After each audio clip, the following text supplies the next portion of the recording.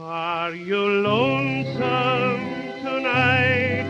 Do you miss me tonight? Are you sorry we drifted apart? Does your Hello, everybody. Welcome to Significant Lovers. We are your hosts and we're cousins. I'm Kel. And I am Mel. Mel and Kel. Kel and Mel. Mel is in Atlanta right now. Yep. On a work trip. In a hotel room. Any Georgia listeners listening right now? Wow. You're so far away. Oh my gosh. Actually, it was only kind of freaky. 2 hour and 15-minute plane ride. It was pretty quick, actually. Surprisingly. I know, but when you just think about geographically, like how far away you are from me, it's weird. I know. Today, I feel like I just was like, you know, some of those travel days where you're just in a bad mood. I was just in a bad mood at the airport. I took forever to get my luggage, and I don't know, today I've just been so cranky, so it's a delight to have the podcast today.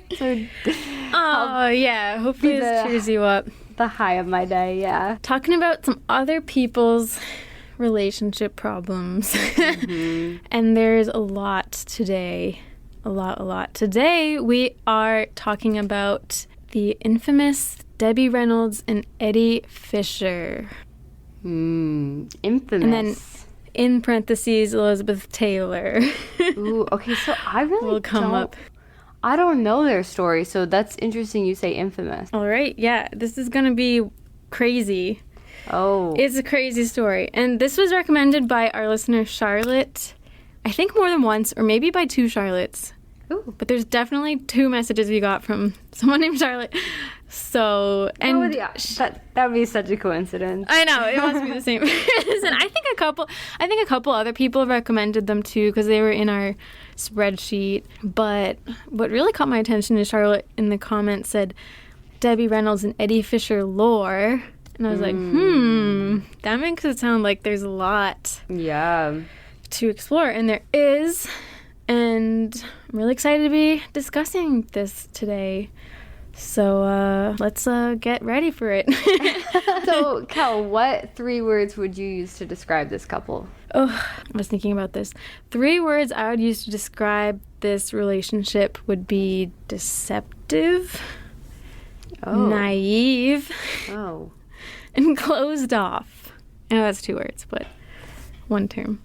Yeah, this relationship, if you didn't know, is one part of I guess this might be a spoiler, but I mean, this happened a long time ago, so I think a lot of people already know one part of a love triangle with Elizabeth Taylor.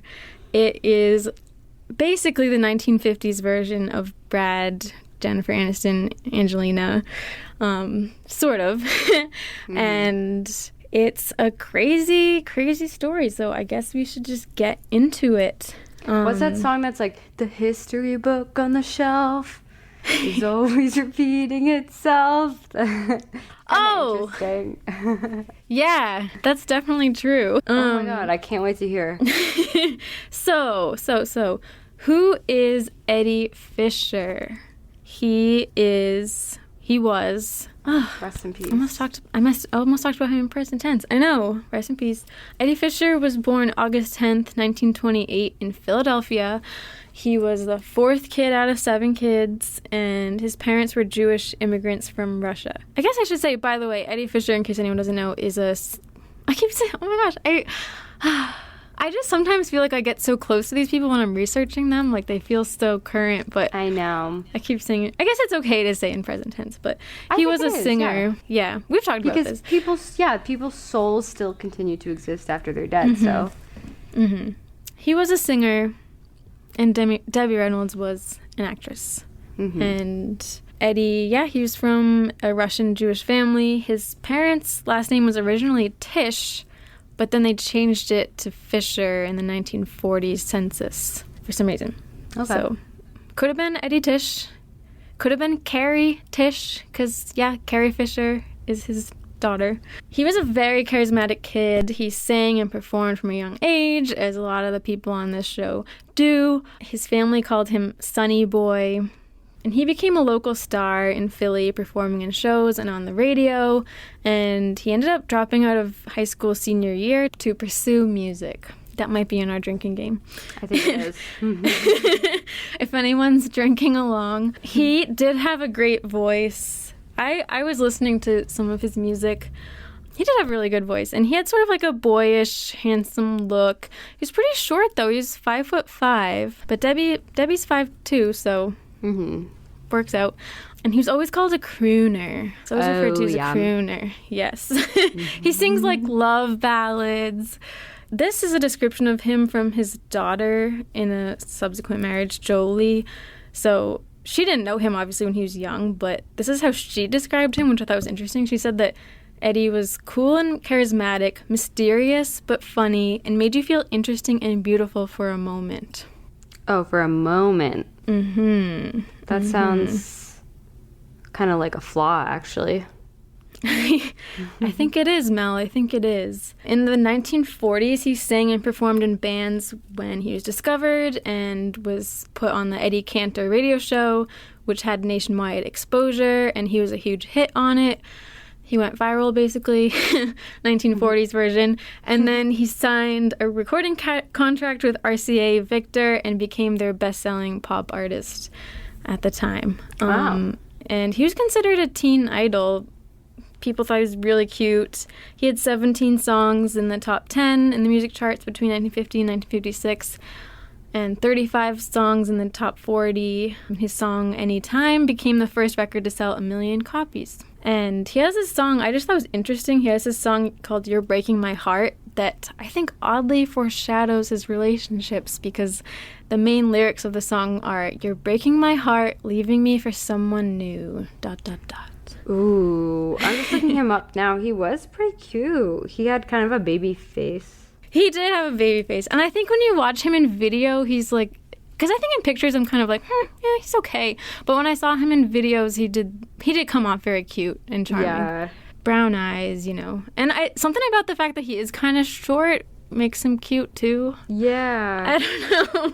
But yeah, so he had a lot of hits in the 40s and early 50s, and he also had a popular TV show called Coke Time with Eddie Fisher. How cute. He had a $1 million contract with Coca-Cola, and he was called the Coca-Cola Kid, is like a nickname. Oh, wait, did you say Coke Time or Cook Time? Coke Time. Oh. Yeah. I thought it was like a cooking show he did. No.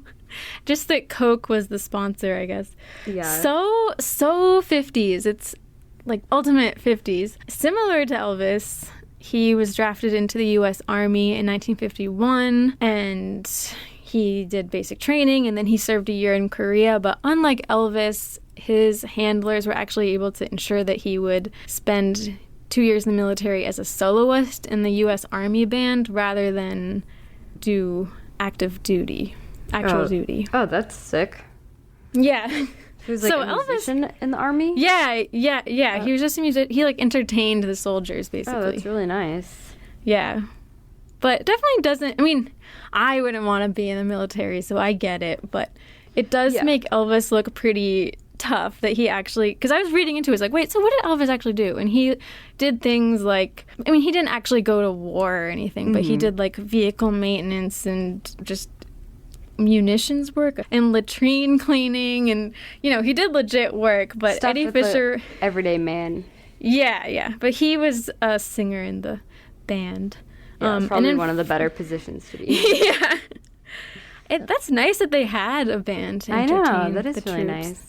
But while he was in the military, he was still able to like have television appearances and release music that maybe he recorded ahead of time or something. Like, his career didn't stop. It just kept going. So he kind of benefited from that. And I think before Debbie Reynolds, he was quite a ladies' man and had a lot of flings with women. And I also read that he had a fling with Princess Margaret. Oh, so wow. I've been really interested in her lately because I'm rewatching The Crown. Oh, really? And yeah, that's interesting. I wonder when it's crazy had time for that. I know. It's crazy how connected everybody is. So, he hasn't met her yet, but who is Debbie Reynolds? Oh my gosh. So she's an actress. You might know her from movies like Singing in the Rain or How the West Was Won. Halloween She got Town. Yes, I was going to say those of us, like millennials, younger generation probably know her from Halloween Town as Grandma Aggie Cromwell. She's That's so how I cute. know I was her. I was rewatching clips of her. She's beautiful as a grandma. I know. Oh my gosh. She's such a beautiful woman. And she's just so cute how she... is vastly overrated. Sorry, what were you saying? No, just cute how... I mean, I'm all for natural beauty and stuff, but I just think it's cute how much she still, did herself up with makeup and her hair, and just cute. Yeah, Debbie Reynolds had a very long acting career, and she was born April 1st in 1932 in El Paso, Texas. So Eddie is 4 years older than her. Her real name is Mary Frances Reynolds, and she went by Franny when she was younger. So Franny Reynolds. But then Debbie became her stage name. Yeah. I guess they didn't think Franny was hip enough. I don't know. Franny Reynolds. I think that's cute. It is cute. But Debbie's like, oh, Debbie. Of that time period, I could see that being the cool girl. It's so interesting how people just change their names, and everybody calls her that. Does she just think of herself as Debbie? I guess so. I know. Her father was a carpenter for a railroad company. Her mother did laundry to make an income, so she definitely grew up pretty poor, and she had an older brother. She was raised in a very strict Nazarene church, and she has said that she was raised very Victorian. So, very formal, I'm guessing very strict. She was a Girl Scout, and she was very into it. She loved talking about the Girl Scouts. That's cute. I know. She was a very wholesome girl when she was younger. She was very clean cut. Her family moved to Burbank, California when she was 7 years old in 1939, and when she was 16, she won Miss Burbank Beauty Contest. And she was offered a contract with Warner Brothers, and that's when she was given the stage name Debbie. So she was signed to Warner Brothers, and... Oh, sorry. I think I have the beginning of the story again. I do that all the time. I'm like, wait a sec, I just said that. Well, she was discovered by Warner Brothers and MGM. Somehow, both companies were fighting over her. They both wanted to sign her. And they had to flip a coin to see which one would get her. And that's really cute how fair that is. I know, it is really fair. Like, all right, let's just... I know, they could have been like, oh, I'll offer you more money or something. Yeah. Warner Brothers won the coin toss, and she was with them for 2 years. But then when Warner Brothers stopped making musicals, because musicals was really her thing, she moved to MGM. To me, Debbie seemed like a very fast talker, very energetic, funny, charismatic. She did a lot of impressions. She kind of reminded me of Anne Margaret a little bit. Just how much of a performer she was, and just very light and funny person. And she was very open and almost matter-of-fact about her life. Debbie Reynolds became friends with Elizabeth Taylor. She was a big star back in the day, but became friends with her at age 17. Wait, that stinks. They were friends? Yes. And this is going to be a love triangle? Yes. Oh, okay. I know. So, Debbie Reynolds became friends with Elizabeth Taylor at age 17. Yeah, so she knew Elizabeth before Eddie. They went to school together on the MGM lot, and Debbie said of her, I was just a beginner, and she and I were not in any manner alike, but we got along very well because I was in awe of going to school with Elizabeth Taylor, and if anyone said they weren't, then they were lying or blind. Debbie made a big splash in the movie 2 Weeks with Love in 1950, and then she was in the movie Singing in the Rain, which people call the best musical of all time. She had never been kissed before until Singing in the Rain when she was 18. Her first kiss was with Gene Kelly. I know. That's sweet. It's crazy. I feel like that would be a rarity as an actress, especially. I know. She was very wholesome. Yeah. She really was. She even said that she thought she would just act for a few years and then go back to school and become a gym teacher. A gym teacher? It's so cute. Yeah.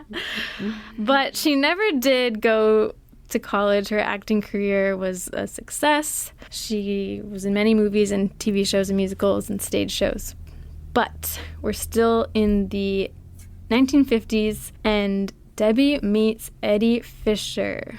She wrote about this in her memoir. She wrote, "The first time Eddie Fisher asked me out was as his guest for his opening night at the Coconut Grove in Hollywood. Her friend was sitting next to her, and she said that she left the show when she saw all the photographers taking pictures of Eddie and me together. I didn't learn until much later that he'd also invited her. I bet he went to her house right after he dropped me off in Burbank." Oh. So this is her with, like, hindsight, I guess. But... Wait, is the friend also Elizabeth Taylor, or is it different? No, friend? it's a different friend. Oh, wow. Interesting. That kind of reminds me of someone I dated, but whatever. Oh. Who always just had a million people he was talking to at once. I feel like Eddie was that way, but I don't think Debbie knew that at the time. Yeah. She wrote about that same night later in her memoir in regards to the movie Athena. She wrote, "Probably the most memorable thing about making this movie was meeting Eddie Fisher. Eddie was then a famous singer with his own TV show, and he was constantly being interviewed. When asked by a reporter what young lady he would most like to meet, Eddie answered, Debbie Reynolds. So Joe Pasternak brought Eddie to the set one day and introduced us. We had our pictures taken and then lunch at the commissary. The next day, Eddie called my house and invited me to his opening at the Coconut Grove, a popular nightclub at the Ambassador Hotel in Los Angeles.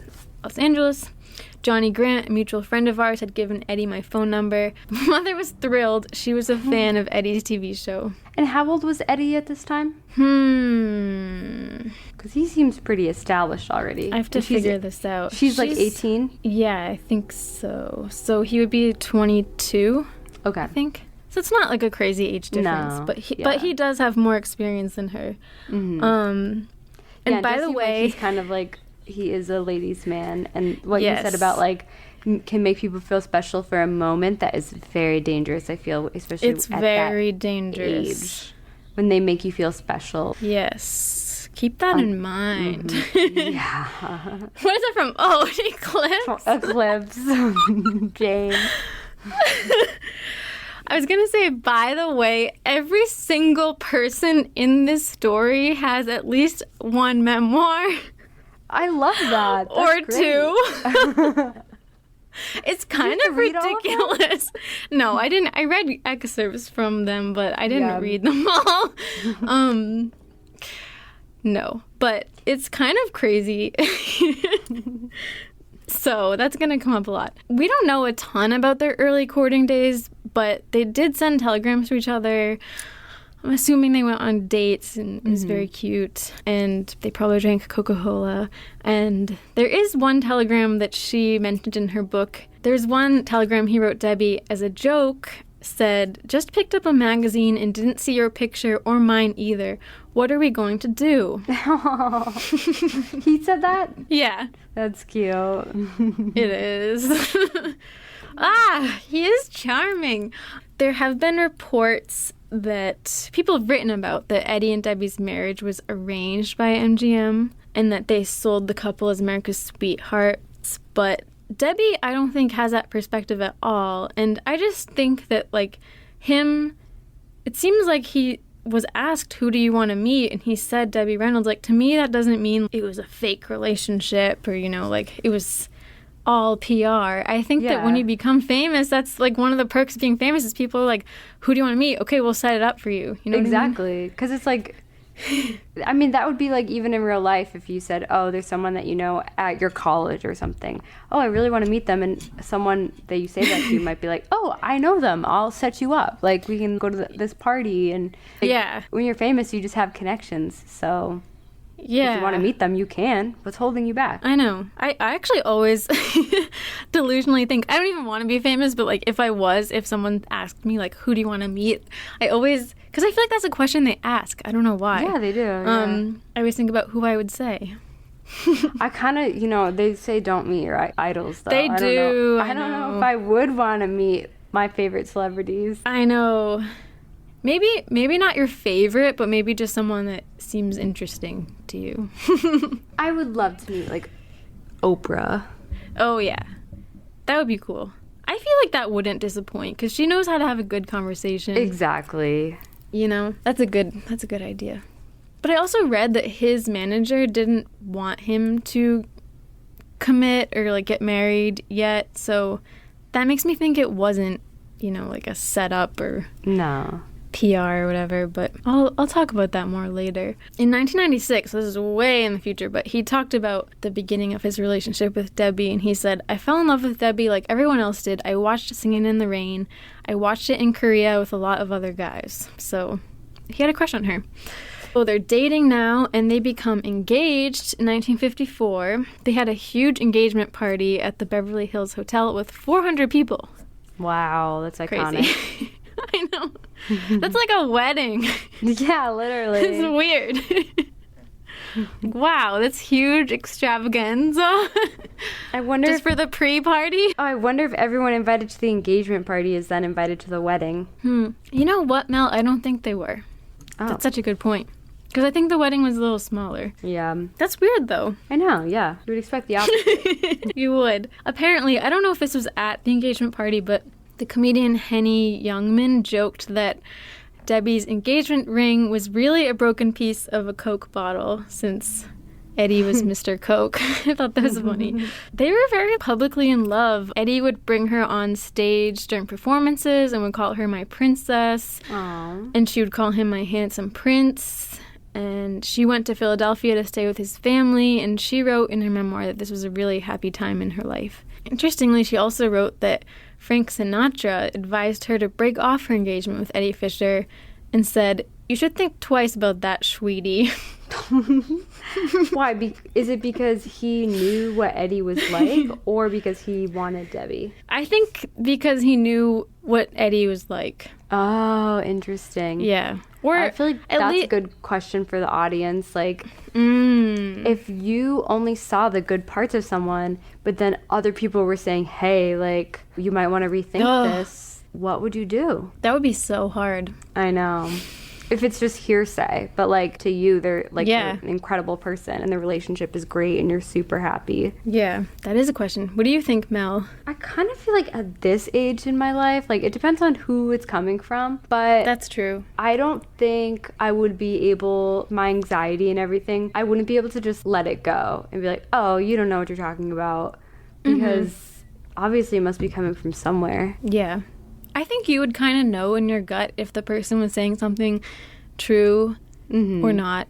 Yeah. You know, I think you'd kind of know if they were confirming your suspicion, or if you're like, what? No. Maybe that's naive of me, but I feel like I don't know what she thought. I don't know what she thought of that, but if she had any suspicions about Eddie not being who he seemed, then maybe she would have listened to him, but I don't know. That's tough. Yeah, and it definitely does depend. Like, if it's someone really close to you, you want to kind of think about that. But yeah, if it's just like an acquaintance that, I don't know.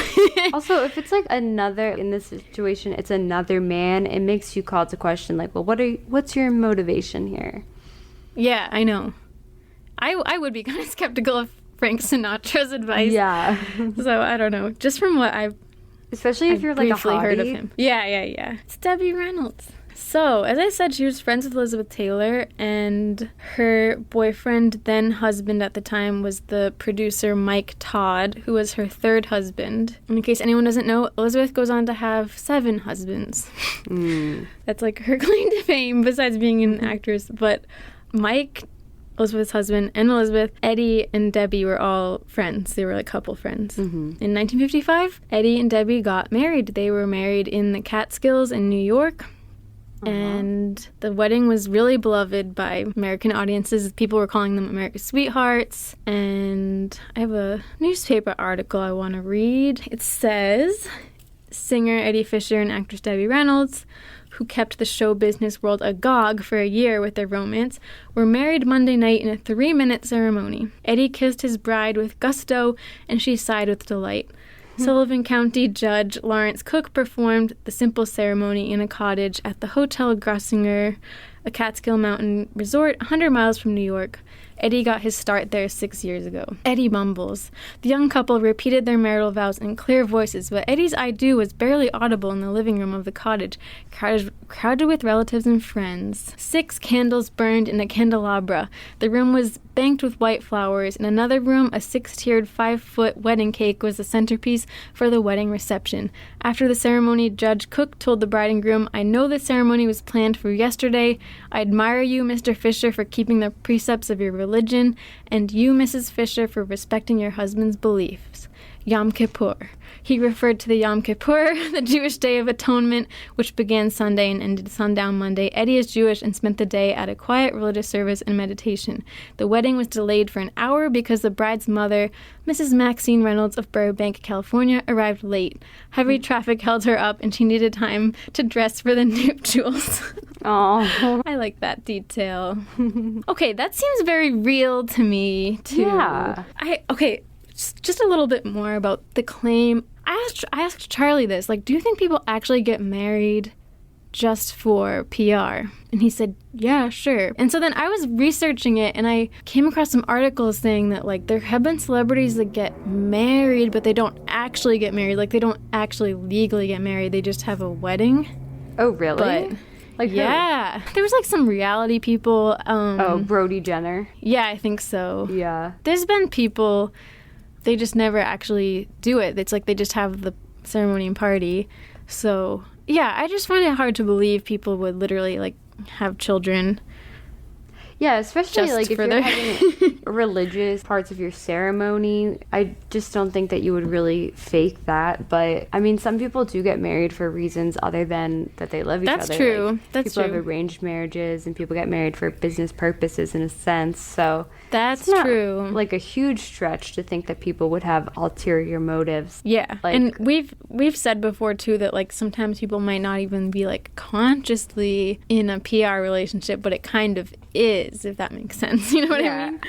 I mean, even like Elton John got married to a woman like in the 70s or whatever, and obviously that was like arranged. Like, it wasn't because he wanted to, it was like for the look of it. So Yeah. I do think people might get married for those reasons, but That's true. That's true. Well, we'll explore. Debbie has said that she was very inexperienced before their marriage, that she was a virgin who still lived with her parents, but Eddie was definitely not. In 1956, Debbie Reynolds and Eddie Fisher had their first child together, a daughter named Carrie Fisher, who you guys probably know. She's Princess Leia in Star Wars. She's in When Harry Met Sally, Scene Stealer, Yeah. honestly. She's hilarious. I knew I shouldn't. I was like getting distracted. I'm like, this is supposed to be about Debbie Reynolds and Eddie Fisher, but I started going down a Carrie Fisher rabbit hole, and I know so many people already know this, and I'm like so late to the game, but she is just awesome. oh Like, yeah. she is so funny, so down to earth. She's like the coolest lady. I love her. I'm like becoming obsessed with her. So, I know. wow. Yeah, she seemed awesome. Yeah. So she was born. Eddie and Debbie starred in a movie together called Bundle of Joy as the leads. It was a musical, and it was a remake of like a 1930s movie, but it was basically about a woman that finds a baby left on a doorstep and becomes responsible for the baby, and then she falls in love with Eddie Fisher's character, and you know, there's all these like random reasons that she's like pretending that's her baby, and you know, but it seemed cute, and maybe I'll like put in a clip of them singing together. How I love my pretty baby. Be an angel dream. Sweet and precious pretty baby. Be your darling eye. How I love my pretty Pretty baby. baby. Honest to goodness I do. Honest to goodness I do. But apparently, according to her memoir, her and Eddie were fighting a lot while filming this because he was new to acting. He wasn't an actor, and he was sort of struggling. And she would try to help him, but he wouldn't accept her advice and would get kind of annoyed when she gave him pointers, and they had a fight on the way to set one day. He was picking at her for wearing a cross necklace since he was Jewish. They had some, like, argument about that, and they started fighting, and then she said, "Let me get out of the car," and she got out of the car and walked, like, 3 blocks to set, so they definitely had some drama during that movie. Yeah. I could see that. She's just trying to help him out, but Yeah. he probably had kind of a fragile ego. It seemed like he did, but, you know, he was just a singer. Yeah. But people didn't know about that. They thought it was just, I mean, I think their marriage was still okay, but they were fighting. But everyone did still think of them as this, like, wholesome couple, America's sweethearts. They just had a baby, and they had a baby in this movie. It felt like it was really them, you know? Yeah, no, I was going to say, that's interesting, the parallel with them having just had a baby in real life. Yeah. But I bet also having a newborn at home was, like, adding stress to them. Yes. I'm sure they had help, but... Probably. I read, now I don't remember where I read this, but I read that Eddie was performing at the Tropicana Hotel in Vegas, and that he had some affairs during that time, Oh. including the model Pat Sheehan. I know. Just damn it. And I don't know if Debbie knew about that, but and then in 1958 they had a second child, a son named Todd Fisher. And Todd is actually named after their couple friend Mike Todd and Elizabeth Taylor, that Oh. couple, because they were such good friends with him that they named their son after him. Oh my God. He's such good friends with Todd, and then later he's going to get with Liz Taylor, Yes. Todd's ex. Yes. So, tragically, 4 weeks after Todd Fisher was born, on March 22nd, 1958, Mike Todd was killed in a plane crash. Oh. Mm-hmm. That's terrible. I guess that's I a little bit know. different. I know. It was a cross-country flight on an 11-seater plane. It was his plane that he called the Liz, and it was heading to the East Coast, and it encountered a storm over Nevada, and the plane went down. And Todd, the pilot, co-pilot, and Art Cohn, who was writing Todd's biography, all died. It's so tragic Ugh. and scary. Wait, so did they name the baby Todd before that or after that? Yeah, before. Wow, that's kind of Which crazy. is kind of weird. I know. He was just like a regular friend. Mm-hmm. I always thought in Jewish tradition, maybe this is like Orthodox Jewish, you're not supposed to name your baby after someone who's still living. That's weird, if that's sure if true. I'm not sure if it is. I just heard that once, but I guess it's a little bit different. Like I said earlier, he gets with his friend's ex. But I don't know, like, if your friend died, I think you have to wait a while. But I feel like most people, I don't know, what do you guys think? I feel like most people would think, I want my friend and my significant other to be happy, and like I'm not around, so like That's you're true. happy if they can be together. I don't know. Yeah, I feel like people did interpret it very differently. Like, there were two sides to it for sure. Yeah. That aspect. I know, it's tough, but the fact is he isn't alive to be jealous or anything, so Yeah. it does change things. And they both did love Mike Todd, so, you know. Yeah. But anyway, like that could be bonding. yes, but Elizabeth was absolutely distressed, inconsolable. Yeah. She couldn't eat. She was just devastated. Ugh, I would be too. That is just so scary, the thought of someone dying in a plane. I know.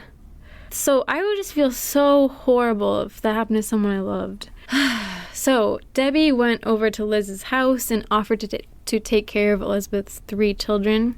Because she'd have 3 children, while she grieved. So over the next few weeks, Debbie was busy taking care of 5 kids, like her 2 kids, and then Elizabeth's 3 kids. That's so sweet of her. It is really sweet. So they were And really, really close. That they were like, helping out in her time. yeah. Of need.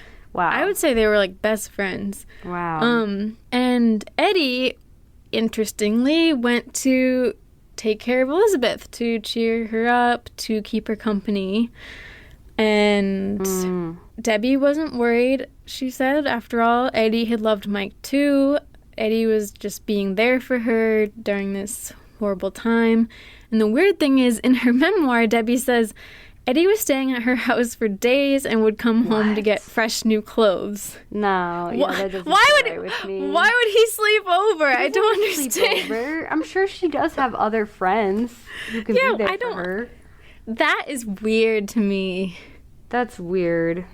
That makes me wonder, like, did you think something was going on? Were you kind of okay with it? Like, why would you be okay with your husband sleeping over? Yeah, it makes me wonder if like something happened before, like if they had even if they didn't act on it, if they had like feelings for each other. Also, I like, know. You're taking care of 5 kids on your own. You're taking care of Liz's kids, and she's like up to no good with your husband. I know, it's That so doesn't. strange. I know she's grieving, but that does not sit right with me. I know. That doesn't sit right with me either. I thought that was really strange. Like, I wish I could ask Debbie Reynolds, like, what did you think of that? Why Yeah. why was that normal for him to be sleeping over? No. And In the same also, bed? oh no, I don't know. She didn't say. Yeah, she didn't say. Apparently, also at this time, Elizabeth Taylor's recent ex-husband, so her second husband, Michael Wilding, was hanging around too. I don't really know why. I don't know why he resurfaced at this moment, but he was hanging out, helping out also, and he was hopeful that he was going to get back together with Elizabeth Taylor now that Mike Todd had died. Okay, that's So, like pretty bad. He's to see also it as kind an of in the picture. opportunity. I know. Oh my gosh. But Elizabeth did get back to work. She was filming Cat on a Hot Tin Roof and then had to do press for it because this was in March. So I don't know if they just edited movies really quickly or something, because then the movie came out in August. So she went to the premiere in New York, and Debbie knew that Elizabeth was there, and she thought that Eddie was on tour performing, and she was alone in the house with the kids and was feeling kind of lonely, and she called Elizabeth at her hotel to chat, and that's when Eddie answered the phone. Are you kidding me? No! Wait, she thought that Eddie was on tour? Yeah.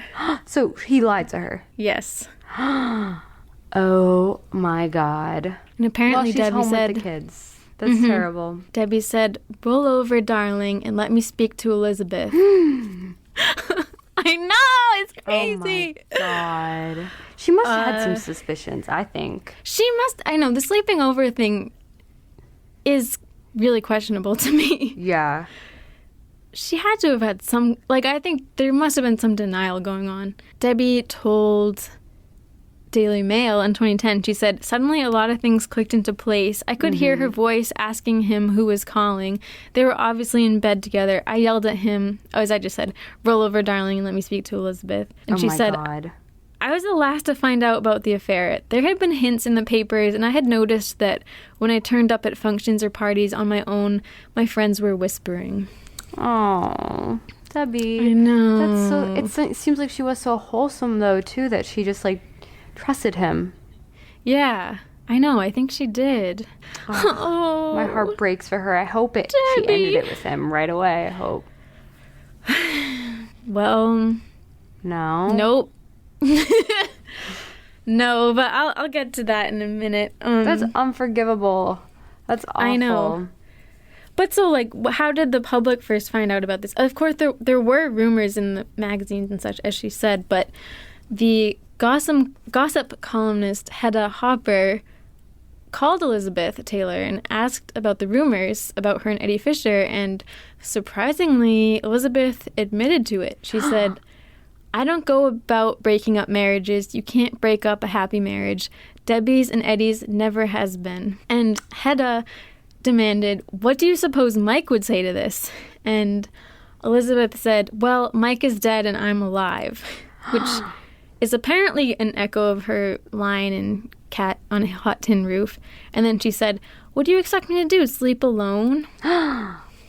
That's so selfish. I mean, I know. she could just go back with the other ex-husband that's trying to get back with her. She has a whole true. line of people ready to date her that she could pick from. She could get any man she wants. She doesn't have to go after her friend's husband. I know. So she's not a girl's girl. No, definitely not. Definitely not. I know. Why him? I mean, people have said that both Elizabeth and Eddie just missed Todd so much that, you know, they wanted to be with, like, the person closest to him. But, I mean, that's not an excuse, I don't think. And, you know, I asked you guys on Patreon, I asked a poll, just scrolling to it, I asked about dating a friend's ex. Now, this is not dating a friend's ex, this is dating a friend's current husband, but I felt like that was pretty bad. I felt like that was too horrible to make a poll. Like, who would be okay with that? Yeah, like, I don't know. But let's just say, okay, let's say she's right, and maybe she was, that their relationship wasn't good anyway. I mean, they were still married. Had kids together. Yeah, but let's just say maybe Elizabeth Taylor's right in that they didn't have a good marriage, whatever. But anyway, I polled you guys and said, dating a friend's ex an inexcusable offense, or is it sometimes justified? And 58% of you said it depends, love is love, and 42% of you said never okay to date a friend's ex. So it's pretty close. How do you feel about it? Well, okay, this situation is definitely more dramatic than, like, they're not even broken up yet, so I think it's a bit different. And I agree, like, people commented, and I do agree with a lot of people that it really depends. It depends how close you are with your friend, I think. It depends how recently they broke up. It depends how serious the relationship was. But, like, let's say it is your best friend. I think best friend, no. I don't think that's okay. No, I don't think No. so. Unless it was like a casual fling and they don't care and they're totally That's over true. it.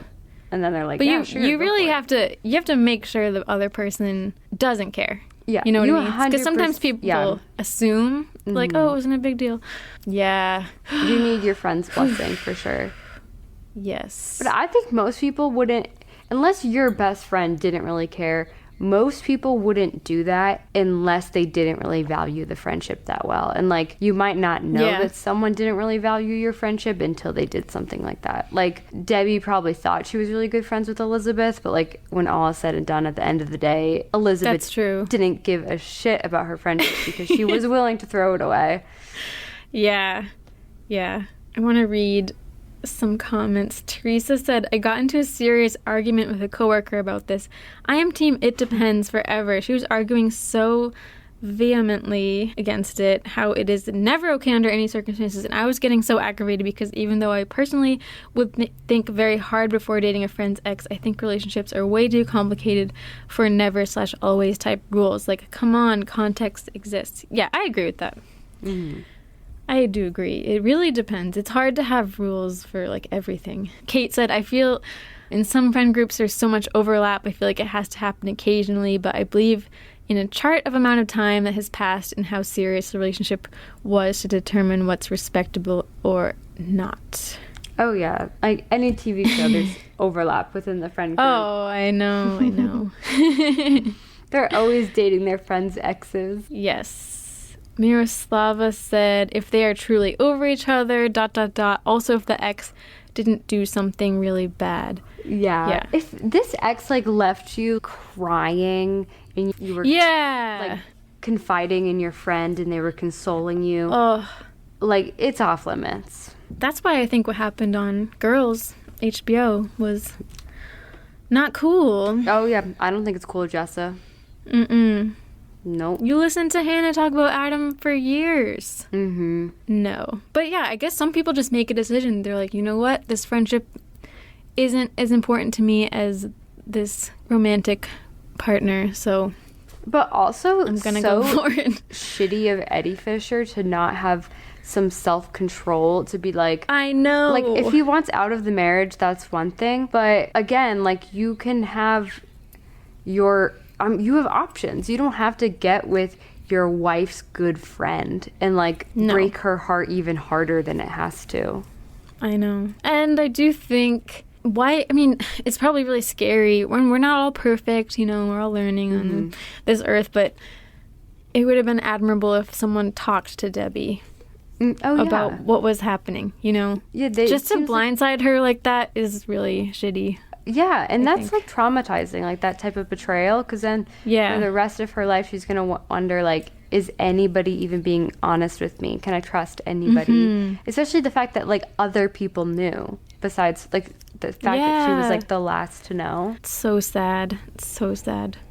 There were tons of paparazzi and journalists outside their house constantly. It seemed really overwhelming. And I was just looking at her memoir, and I won't read this whole thing, but it was clear to me that her and Elizabeth were really good friends. They were in Elizabeth and Mike's wedding. She was the matron of honor. Eddie was Mike's best man. Wow. They, hung out all the time, had dinner. I'm not finding it right now, but there's some story about her, like, washing Elizabeth's hair. Like, they were really close. So it's not like they were just acquaintances or something. Yeah. They were best friends. But Eddie and Debbie didn't break up right away, though. They did stay together for at least, like, 6 more months. She really didn't want to get divorced, and she was very religious. She said, I was very religious, so I didn't believe in divorce. But they laid guilt on me that I was keeping them and their true love apart. So I finally let Eddie off the hook. And interestingly, there were a lot of headlines at the time that said, like, let Eddie and Elizabeth be happy. So even though most people were on Debbie's side, there were some people on the other side that were like, let him be with Elizabeth, which I find interesting. Yeah, that is a lot like Jennifer Aniston and Angelina Jolie, though, because I feel like Angelina Jolie, she was seen as, like, the more, obviously, Oh my gosh, it's so similar. Yeah. Like, Jennifer is really hot, but, like, Angelina was seen as the sexier one in a sense, and, like, yes. Jennifer was the girl next door. And that's so Debbie, the girl next door, and then Elizabeth Taylor is this seductress, sexy, and both it's like the white swan and the black swan. Yes. And it's true, like, both of the women they left for had dark hair, and I don't know. It is interesting. And then there were people on Angelina Jolie's side too. They're just like, Brad's not happy with Jen. He should be with Angelina. Yeah, people. There are contrarians. Yes. But they did get divorced. Divorced February 19th, 1959, after 4 years of marriage. They actually weren't married that long in the grand scheme of things. Debbie told the Saturday Evening Post, when I came home from Europe, people kept asking me, will you give Eddie a divorce or won't you? It wasn't a new question. Eddie had asked me, and I said no, but when I was coming home on that plane and I knew there would be people waiting for me at the airport, I prepared a last statement on the subject. It was this: the position in which I am placed makes it necessary for me to give my consent, but they would have gotten married anyway. And then she said, seems like all I did last year was prepare statements. It was a very pressured year for me. In that 1 year, I had enough emotions to wear me out. I mean, it sucks, but, like, at the end of the day, like, you can't stay married if someone doesn't want to be married to you. It's so sad. If someone wants to divorce you, it's for your own benefit to let them go. Later in life, this is I'm jumping ahead, but I just wanted to put it here because their daughter, Carrie Fisher, she would do comedy shows, and she told the story about Eddie leaving her mother for Elizabeth Taylor, and she described it. He rushed to her side, gradually moving her to the front. Oh my God. He consoled her with flowers, and ultimately he consoled her with his penis. Oh my God. Did he have a relationship with his kids? So I was going to say this in a bit, but he was pretty distant with Carrie and Todd, which is sad. Yeah. And Debbie said that was the most hurtful thing that he did, more than, like, the whole Elizabeth Taylor thing, just that he was distant. Yeah. Carrie really had issues with, I think all of his kids had a lot of issues with him. So I don't think he was such a great guy. Did he have kids with other people besides Debbie? Yes, he did. He did. Later in life, in a Larry King interview, Eddie claimed that he didn't leave Debbie for Elizabeth and that they were already going to get divorced. But then I wrote, what's the truth? he, because if it was true, then like, why did it take a while? Why were people like begging Debbie to let them divorce? So I don't believe Eddie. I don't really believe things he says. So I just don't buy that. Why don't you, like, when people say stuff like that, we were gonna get divorced. Okay, well then why not just wait until you are divorced? That's true.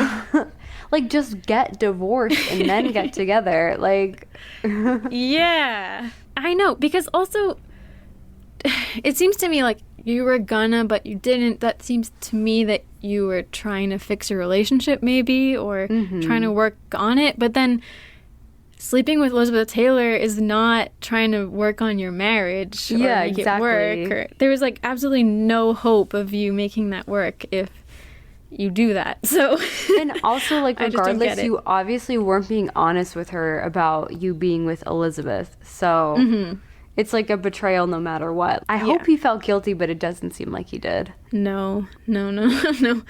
I've read people said that, like, I don't know if I included it, but that he doesn't seem to acknowledge that he did anything wrong. He almost seems like a narcissist. Mel, okay, later in this document, I'm sorry this is getting long, but I have like my like thesis that he's a narcissist. Because I think he is. I'm getting that vibe. I think he is. And that's why I don't believe things he says. Yeah. Seems like he's really good at charming people, but then he abandons them without any remorse at all. Yes. And this rumor that their relationship was just studio arranged was said by him. So I just don't believe it. No. I don't believe him. I don't either. No one has anything good to say about him once they get to know him. That sucks, though. It sucks that he like comes across so different. I upon know. first meeting him. Well, that's how narcissists are. They're so charming. They are infectious. They make you feel so special. That's why they're dangerous. Exactly. And then I feel like once they betray you, you're still looking for that person to come back, like the original person. That they were. Where did he go? I know. That's so because it does seem like the beginning of their relationship was so happy and sweet and my princess, you know. She also referenced, and it's pretty out in the open, that Eddie did have drug problems, and that he was getting high from his friendly physician, Mr. Needles. Oh. I know. I'm not sure what he was taking with needles, but can't be good. No. Usually never is. It does seem like a source of issue in their relationship was that Eddie didn't think that she was sexual enough for him. But I find it kind of funny that twice in her memoir, she said that Eddie didn't show her what he wanted, and implied that, like, maybe if he showed her what he wanted or showed her what to do, it wouldn't have been a problem. And then she wrote, obviously Eddie felt the need to blame our failed marriage on me. Yeah, that's so hurtful. Yeah. But, I mean, even though it sounds like their relationship was kind of strained, I think that they were still definitely married. Yeah. You know, I don't think that they weren't really together, separated or anything. They definitely were together when this all happened. Well, it happened so quickly, too. Yeah, it did. So 3 months after their divorce, Eddie Fisher and Elizabeth Taylor married. Oh my God. Yep. On May 12th, 1959. Weirdly, on Wikipedia, it says that they got married the same day that Debbie and Eddie divorced. Oh, wow. But that's not true. Huh. I don't know why. It's like, I even saw that online, like, they got married the same day their divorce was finalized, but it's actually not true. I wonder if you even can do that, if you get married in one day. That would be insane. A lot to process. Oh my gosh. Yeah, so as I said, he was pretty absent with his kids from then on. Debbie wrote, he wasn't mean or vicious to us, just absent. And Carrie and Todd Fisher have said many times that Eddie was not present in their life. But as tough as this was for tearing their families apart, this did greatly benefit Debbie's career. She was more in demand than ever. Like, America really took her side in this love triangle. However, Eddie Fisher's star power was forever tarnished by this. Good. Yeah, his TV show was not renewed in 1959, and he was soon back to touring nightclubs and lounges. And his son said, well, Todd wasn't even there, but like, I mean, he was, but he was like a baby. But he said there was outrage. My dad had like contracts canceled for morality clauses. It literally ruined his career. Wow. Yeah, I feel like that doesn't really often happen. I know. With men particularly. Like Brad Pitt, like his career did not suffer at all. Oh my gosh, not at all. But I mean, it's in a way, it's like kind of embarrassing for him. I'm sure he found other people after Elizabeth Taylor, but it's like, okay, you leave your wife, like you were this it couple, and like you leave your wife to just be like, granted we didn't know how many times she would get married at the time, but like the fourth husband out of 7. Like, okay. I know. Yeah, he doesn't even know what's gonna happen. And that might be the moral of the story sometimes. Like, a simpler life is better. Maybe you just should have stayed with Debbie Reynolds. Like, I just don't think good things came for him after this. But it's the past. Elizabeth's career suffered a little bit. There was like a little dip, like backlash. Some people think she didn't win the Oscar for Cat on the Hot Tin Roof because of this. But her career did bounce back. She did win an Oscar later, but kind of reminds me of like Kristen Stewart. Like, I feel like there was a little while that people hated her and she lost some roles, but then she came back full swing and people love her now. People can't forget about that. Yeah. So I gotta say, I am pretty happy with America for 1950s America for, you know, seemingly siding with the women more and hating Eddie Fisher. I'm not going to touch on Eddie and Elizabeth too much because I'm going to go into them next time. But as for the rest of Debbie's life in the 1960s, she remarried the millionaire businessman Harry Carl. And they were together from 1960 to 1973. But he had gambling problems and he spent all her money. Oh, and it took her like 12 years to get out of his debt. Oh my God, she can't get I know. She seemed to love being a mom, and she was a Girl Scout troop leader for Carrie Fisher's troop and her stepdaughter, Harry Carl's daughter. She continued to act and perform. In 1965, Debbie and Elizabeth both had movies out at the same time. Elizabeth's was The Sandpiper, and Debbie's was The Unsinkable Molly Brown, and this caused the public to relive and rehash the drama. Oh, yeah. I'm sure there were, like, magazine articles. Yeah. Like, remember when this happened a couple years ago? Let's get into it again. I feel like people are always doing, even though I don't even think there was necessarily cheating involved, I don't know, we'll see, but with Selena Gomez and Hailey Bieber. Oh, yeah. Like, every few years, people keep hitting them against each other and being like, are you team Hailey? I know. Like, oh, okay, that was years ago now. I know. Yeah, and they still do that with Jen and Angelina, too. Oh, yeah, to this day. Yeah, so they were pitted against each other. The Sandpiper did do better at the box office, but Debbie was nominated for an Oscar for Unsinkable Molly Brown, so who won that battle? It's kind of... I think if you're nominated for an Oscar. Yeah, I know. That's true. I definitely would rather win the critical. Yeah, that's true. Critical acclaim rather than the box office success. Me too. Debbie told People in 1983, I never felt bitter about Elizabeth. A man doesn't leave a woman for another woman unless he wants to go. You know, when Mike Todd died, I sent Eddie to help Elizabeth. I don't think she ever really loved Eddie. He was an interim interest during her mourning period. Yeah. Ooh. That's really mature of her, though. I saw a TikTok once of Shay Mitchell from Pretty Little Liars. Oh. And she was giving an interview on a podcast, and she said that her mentality is, if you can take him, you can have him. She's like, I don't want that kind of guy. If you can take him, then he's yours, because he's not worth it then. Which I feel like is such a good mindset to have of like, okay, I'm not stressed about someone trying to take my man, because if you want him, then okay, go for it. Yeah, that's true. That's I like Shay Mitchell. That's very empowering thought to have.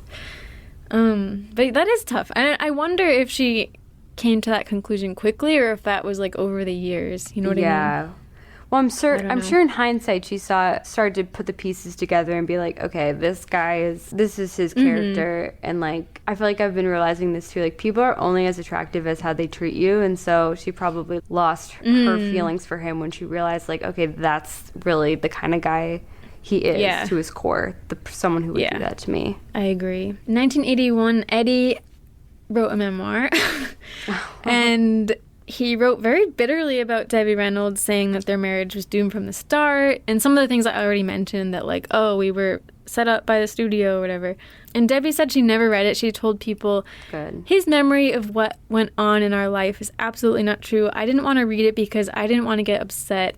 I'm trying not to dislike him. He's the father of my children. How disrespectful of him, though. Okay, I guess like Debbie did kind of tell her story, but like, you haven't even been in your kids' lives.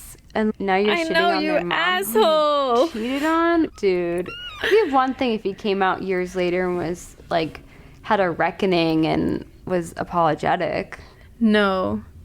And, okay, you know what's crazy? So he had one book, and then he had another book, which was basically rehashing the same stories, but this time with, like, more sexual details. Ew. I know. What a pig. I know. And I actually wrote down 2 Goodreads reviews of his book. Because I thought it supported my thesis that he is a narcissist. And so this reviewer, Kiana, wrote, "But no, he is not an endearing individual. Still, if you want to read a truly sensationalist and sordid piece of insanity and narcissism, been there, done that, absolutely delivers." That's what it's called. And Stephanie G wrote, "If you know anything about Eddie Fisher, I didn't, then I hope you are prepared to learn that he's a narcissist." We're not the only ones. Yeah. I just think, okay, him changing the story like that, I think that is also a tendency of narcissists to like rewrite history because they're like deflecting blame. Yeah, and victimizing himself. Yes, can never be wrong, can never apologize. People say that that's a telltale sign of a narcissist is if they don't apologize. That's a terrible quality to have. Yeah. And I don't know if he ever did, but like at least publicly he hasn't really expressed remorse about it or anything. And yeah, I just think I was just hung up on him saying it was like not a real relationship, or like implying it wasn't a real relationship, or like that it was just studio arranged, because she's been described as this like tough as nails Christian woman. Yeah. Would she really fake it? And would she really put it off divorce for so long? I don't get it. And then why would she stop talking to Elizabeth Taylor? Because she did.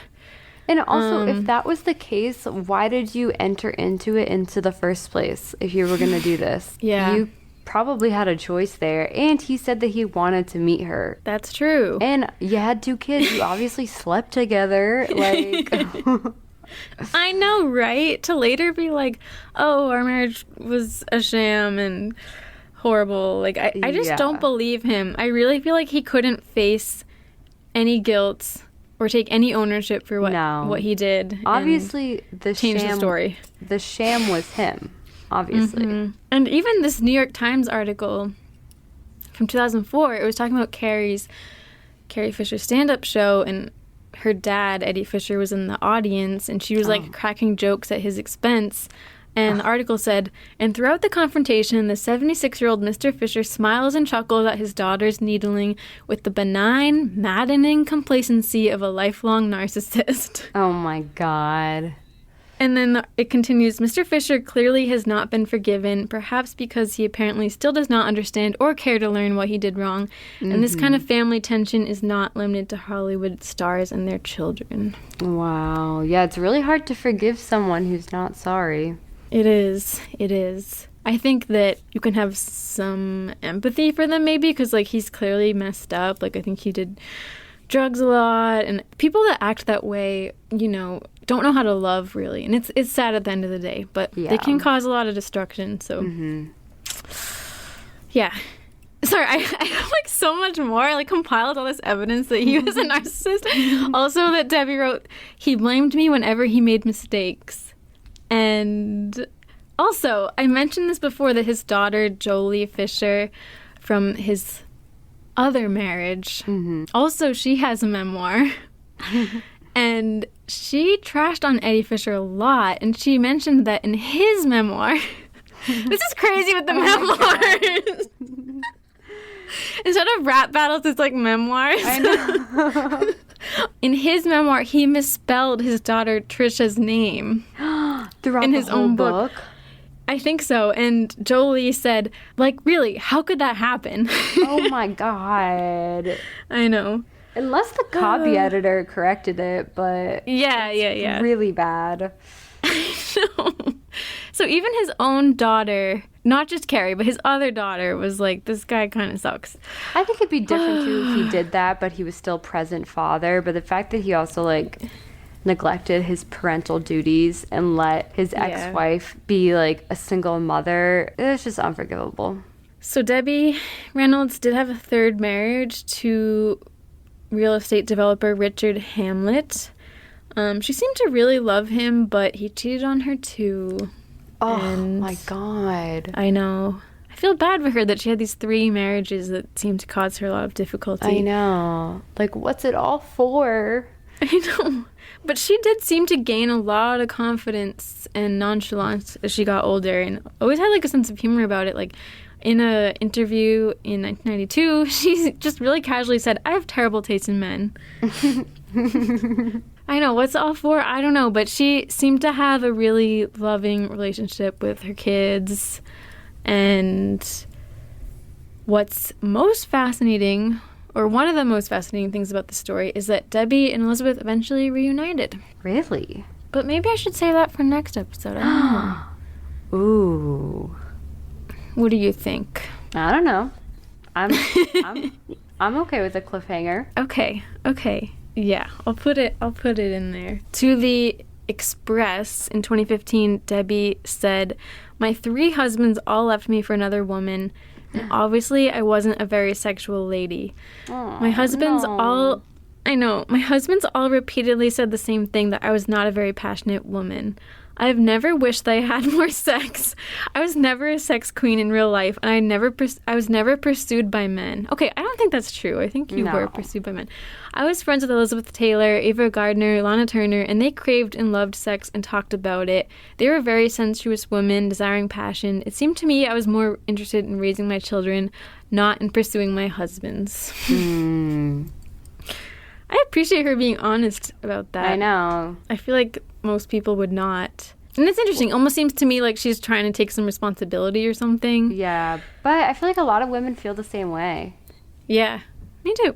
But also it's like, okay, he wasn't really that present of a father, so like she didn't really have time to be probably as sexual or like as fun, because she was the one who was raising the kids, like pretty much all on her own. That's true. And that takes a lot out of you. Yeah. But you're still working. I mean, they probably had help, but yeah. And I think that turns you off, too, when your husband is not very invested. Like, why would you want to sleep with him? Yeah, exactly. To reward them. But, I don't know. I mean, I still think even if you don't have a high sexual urge, you could still make it work. I don't think that has to mean that. Yeah. You know, and that's you're something doomed. that you can like communicate in a healthy way. That's true. That's why I wrote for one of their words was, did I say closed off? Because I don't think they communicated very well. No. To me, it seems like they had issues and they didn't know about it. They were kind of just quietly thinking about their problems and not expressing it. I don't know if Eddie Fisher gets any better. Yeah. But she did write, "I can't regret Eddie Fisher. When we first married, I loved him dearly, and we had 2 beautiful children who were the joys of my life, and he's given me a source of jokes for the past 50 years. Thanks, Eddie." Oh my God. Yep. Wait, so I'm intrigued. I'm so intrigued about how her and Elizabeth reunited. Was it through professional? I'm not gonna say. Don't Google it. Don't Google it. You gotta listen to the next episode to get the Yep. scoop. I was gonna share it, but you know what? That dawned on me. It'd be good to, because the story's gonna keep going. So maybe it makes sense to do next time. I'm so intrigued. Who gets custody of you? No competition here, obviously. Debbie Reynolds. I know. I'm surprised that the Fisher kids even kept his last name. Me too. Why did they do that? Yeah. I'm so intrigued to do that poll on our Instagram because I bet somebody will still say Eddie Fisher. I know. There's always one. Except for Albert Einstein. He got no love whatsoever. Wow. Which is crazy because, like, he was a celebrity in that relationship. I love those polls, man. I know. The past 2 relationships we've had, they stayed together, so we haven't done it in a bit. I know. I feel like there have been times when the couples have stayed together and we still did it, but I do worry, like, is it distasteful? Oh, but I guess I know. Sad, but one of our couples, Sacha Baron Cohen and Isla Fisher, broke up.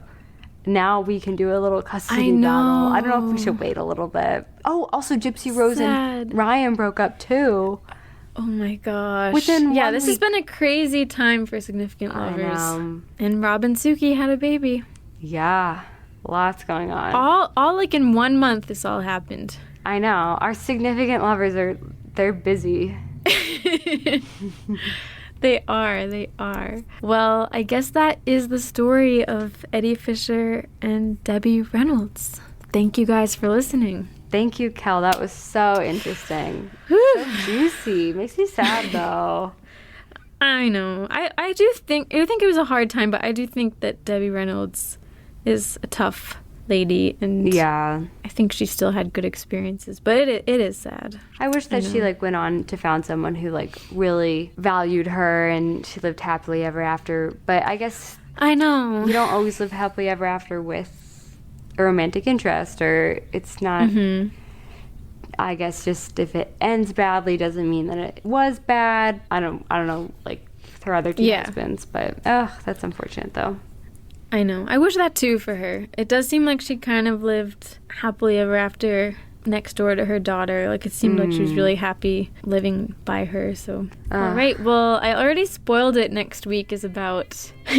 Let me tease it. It's about 2 people we talked about this episode that got together after one of their spouses died, and the other person left their spouse. Oh my God. This is a tough one. Yeah. All right. Well, we'll get back together next week with the mystery couple. Bye.